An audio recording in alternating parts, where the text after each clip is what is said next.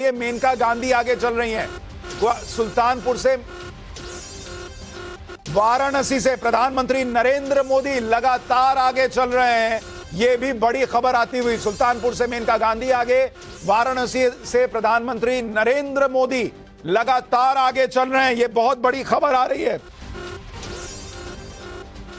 और एक और बड़ी खबर पंजाब से आ रही है। कांग्रेस के प्रत्याशी और पूर्व सीएम चरणजीत सिंह चन्नी वो जालंधर सीट से आगे चल रहे हैं। यानी आम आदमी पार्टी के लिए पंजाब से भी अच्छी खबर नहीं आती हुई दिख रही है।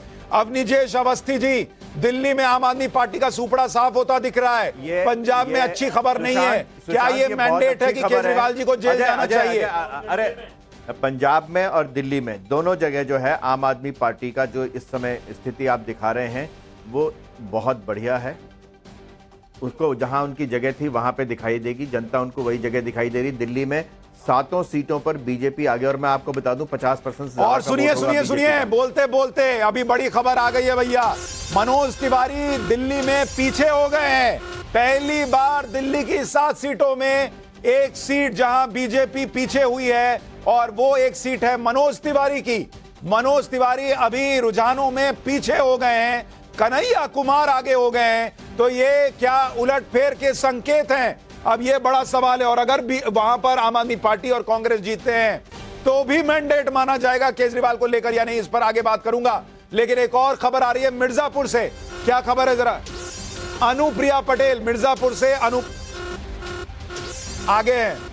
और एक और बहुत बड़ी खबर, अशोक गहलोत के बेटे वैभव गहलोत पीछे चल रहे हैं।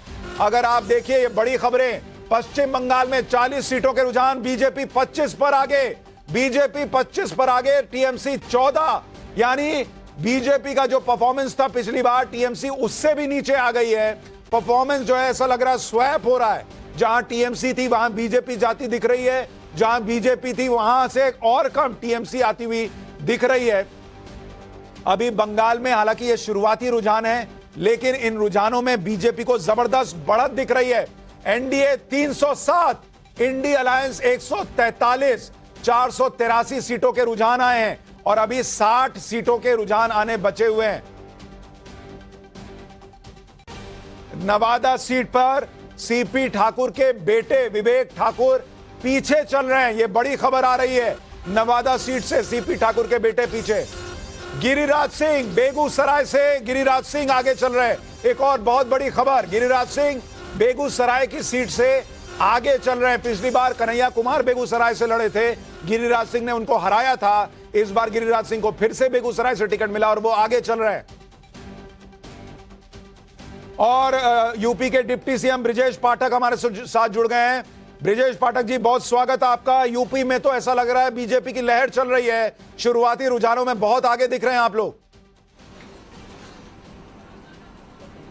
भारतीय जनता पार्टी गठबंधन प्रचंड बहुमत के साथ तीसरी बार सरकार माननीय मोदी जी के नेतृत्व में बनाने के लिए तेजी के साथ आगे बढ़ रहा है। और उत्तर प्रदेश के लिहाज से मैं कह सकता हूं कि प्रदेश में भारतीय जनता पार्टी गठबंधन 80 में 80 सीटें जीतेगा। अभी पोस्टल बैलेट की गिनती शुरू हुई है, लेकिन प्रचंड लहर मोदी जी की थी, भारतीय जनता पार्टी की थी। जाति धर्म संप्रदाय से ऊपर उठ करके जनमानस ने भारतीय जनता पार्टी को अपना आशीर्वाद देने का काम किया है। पाठक जी ये बताइए, अभी क्या एक बड़ी खबर आ रही है? ब्रिजेश पाठक जी, अभी जो हमारे पास रुझान है उसमें यूपी में आप 61 सीटों पर आगे हैं, 76 सीटों के रुझान है। सपा गठबंधन 15 पर आगे है।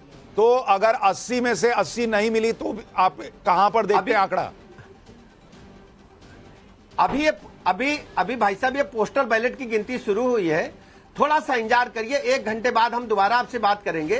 प्रचंड बहुमत के साथ सभी लोकसभा सीटों पर, मतलब आप 80 के लिए अभी भी कॉन्फिडेंट है? पूरी तरह। अभी मतगणना आगे बढ़ने दीजिए, आप देखेंगे कि प्रचंड बहुमत के साथ बीजेपी गठबंधन चुनाव जीतेगा।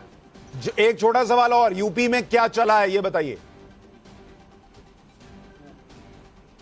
यूपी में मोदी जी का जादू चला है। मोदी जी की गरीब कल्याण योजना जन जन तक पहुंची है और लोगों का भरोसा मोदी जी पर लगातार बढ़ा है।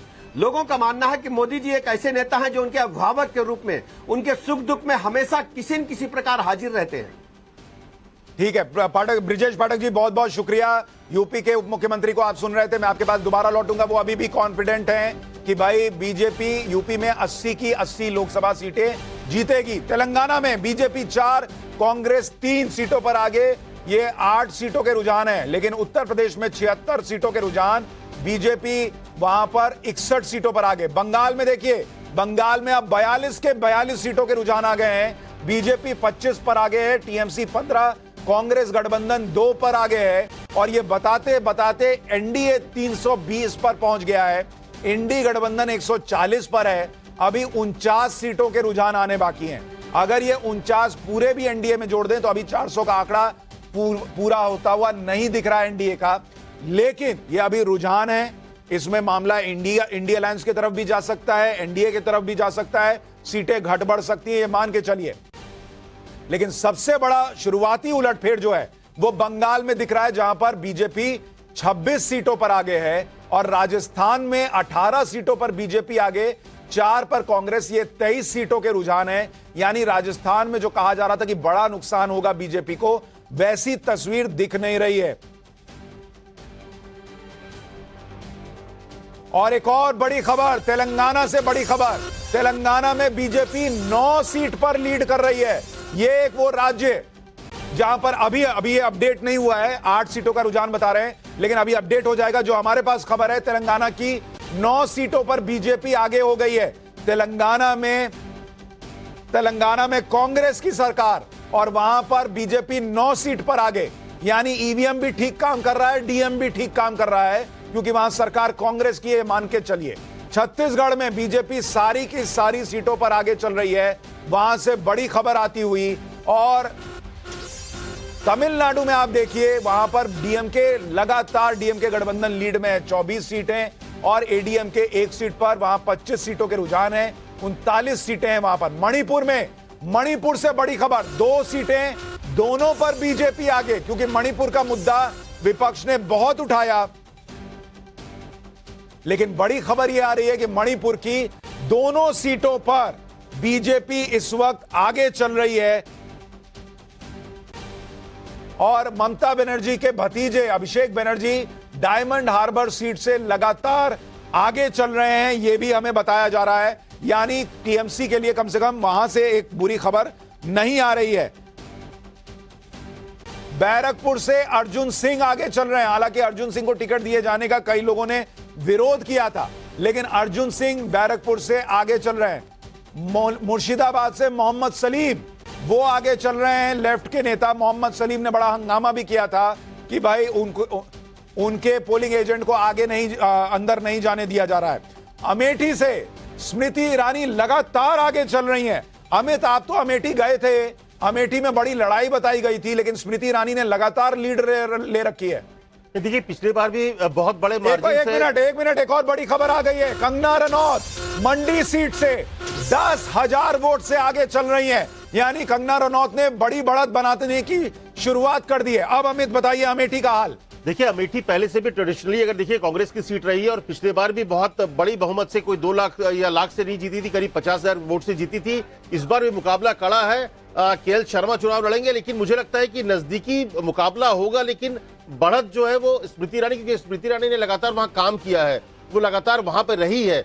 अब महीने में कम से 2 से 3 बार वो वहां जाती रही है, तो इसीलिए वहां पे कनेक्ट जो है निश्चित तौर पर पुराना गढ़ होने के बावजूद गांधी परिवार वहां पर मौजूद है, खुद एक तरह से लड़ भी रहा है। लेकिन मेरे जो मुझे जो लग रहा है कि थोड़े से मार्जिन कम हो सकती है जीत के, लेकिन जीत स्मृति जाएगी। ठीक है। और एक और बड़ी खबर आ गई है कि अब दिल्ली की 7 सीटों पर फिर बीजेपी